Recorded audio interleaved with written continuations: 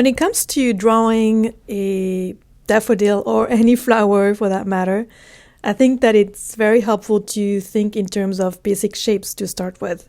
So a daffodil flower is basically made of a cylinder and then some long triangles for the petals. So the cone, which is the center of the flower, can be drawn by first you draw a large oval on top and then a smaller oval at the bottom, and then you connect each circle with a line on each side. I hope that makes sense. And then for the triangles of the petals, I like to curve the line so each triangle is shaped more like a actual petal.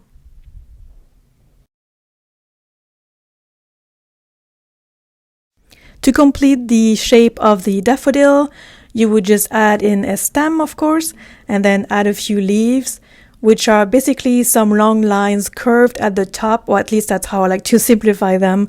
I think a botanical drawing doesn't necessarily need to be completely accurate unless you're doing a scientific drawing, of course.